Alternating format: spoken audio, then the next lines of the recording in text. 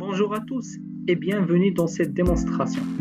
Aujourd'hui, je vais vous montrer étape par étape comment créer un reverse shell de type fileless.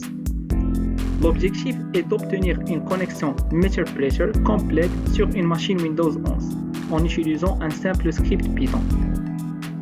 Nous allons voir comment cette méthode est conçue pour contourner les détections standards de l'antivirus Windows Defender. Nous allons couvrir la création du payload ainsi que l'injection directe en mémoire. On commence.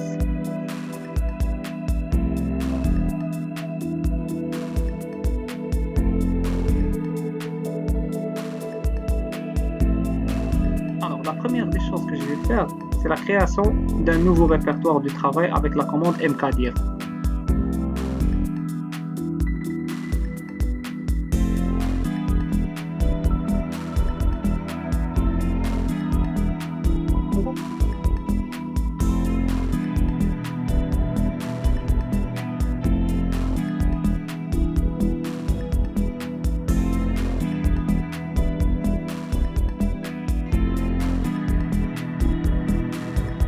Pour fabriquer notre payload, j'utilise une commande fondamentale de Metasploit, msfvenom. La première option que je lui donne est -p. C'est pour notre payload. Donc la première partie de Windows /64, c'est simple, c'est notre cible. Donc c'est une machine Windows 64 bits. La deuxième partie MeterPressure. Donc ici, je ne demande pas un simple shell. Je demande un MeterPressure. C'est un agent de contrôle avancé qui vit entièrement en mémoire et qui nous donnera des commandes très puissantes comme les screenshots, migrate aussi. Donc on va voir toutes ces commandes plus tard. Reverse signifie que c'est la machine cible qui va m'appeler. C'est essentiel pour contourner les firewalls qui bloquent presque toujours les connexions entrantes mais autorisent les connexions sortantes. HTTPS signifie que ce trafic sera chiffré. Pour un outil de surveillance réseau, notre connexion malveillante ressemblera à 90% du trafic web légitime.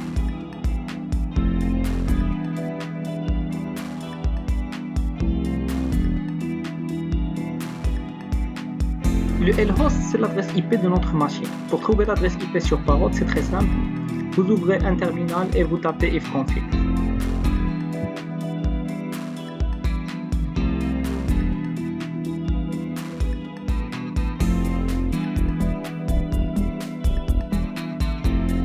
Pour le L-port, c'est le port spécifique sur lequel notre machine va écouter l'appel.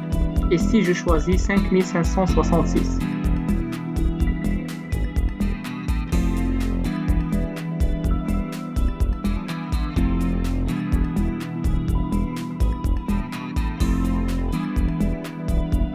Et finalement, on ajoute la dernière partie de ce code, le HTTP User Agent.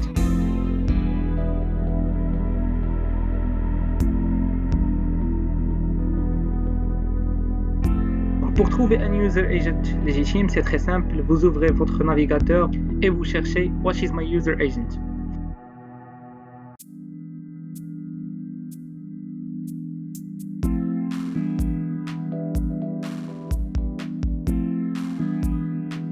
Donc, comme vous voyez ici, je copie cette chaîne de caractères et je la colle dans ma commande entre guillemets.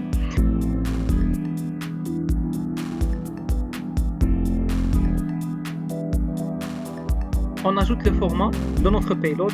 Donc, dans notre cas ici, c'est Python.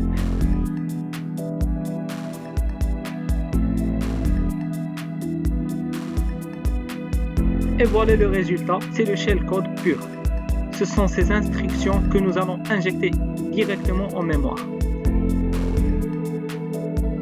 Ok, maintenant nous avons notre shellcode. Donc, pour l'éditer, je vais utiliser un éditeur de texte qui s'appelle Cite. Si vous ne l'avez pas sur votre machine parole, vous pouvez l'installer très rapidement.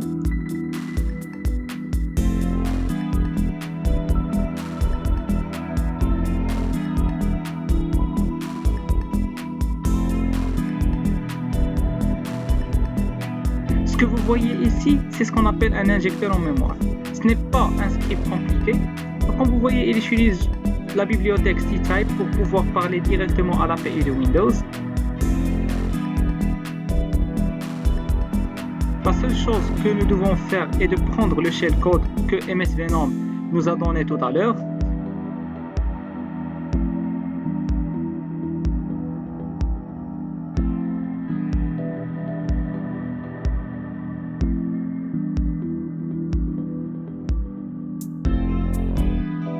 Et de le coller ici.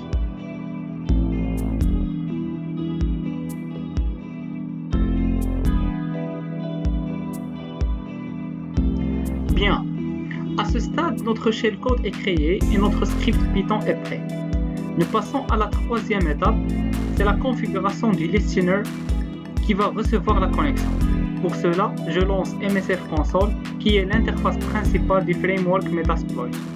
La première chose à faire est de charger le module Handler par cette commande.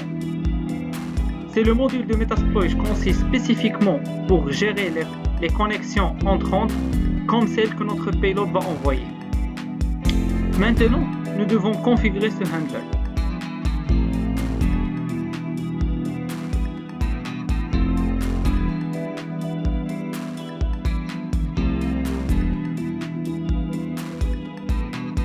Ok, notre configuration est terminée. Notre listener est actif. Nous arrivons maintenant à l'étape de la livraison. C'est le moment où le script doit être transféré sur la machine cible pour y être exécuté. Dans un scénario d'attaque réel, c'est là qu'interviendrait l'ingénierie sociale. L'attaquant enverrait ce script Python par le biais d'un email de phishing en le faisant passer pour une facture, un script de mise à jour important ou un outil de productivité. La victime, pensant qu'il s'agit d'un fichier légitime, serait incitée à le télécharger et à l'exécuter. Pour notre démonstration, je vais simplement le transférer directement sur le bureau de ma machine Windows. La prochaine étape serait d'exécuter ce script et de voir si notre listener reçoit la connexion.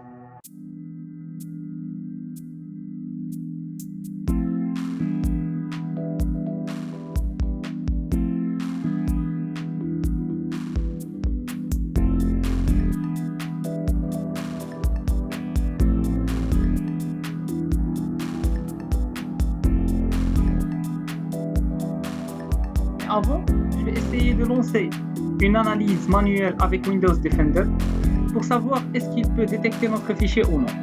Et le résultat, comme vous voyez, est aucune menace détectée.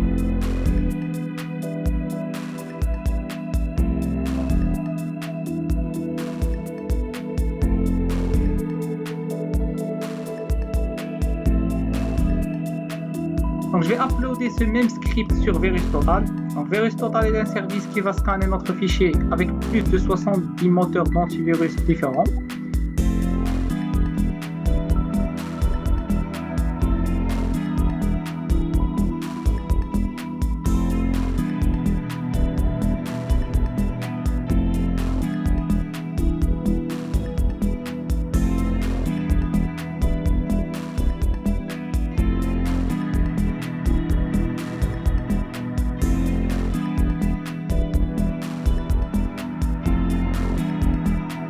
Et le résultat, comme vous voyez, est identique, donc zéro détection.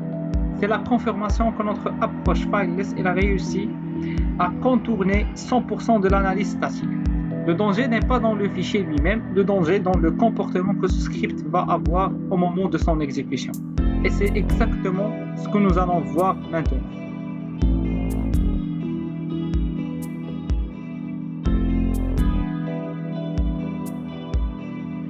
Alors, notre listener est actif et le script Python est lancé sur la cible. Et voilà, Meter Pressure Session 1 opened, la connexion est établie. La première des choses que je vais faire est de taper le help. Regardez la liste de toutes les commandes que cet agent Meter Pressure nous offre. Le potentiel de contrôle est énorme.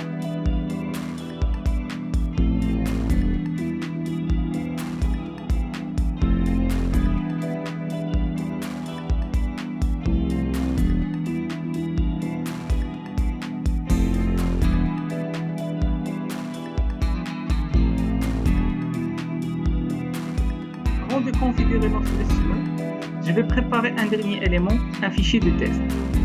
Plus tard dans la démonstration, je vais vouloir prouver notre contrôle en téléchargeant un fichier sur la cible.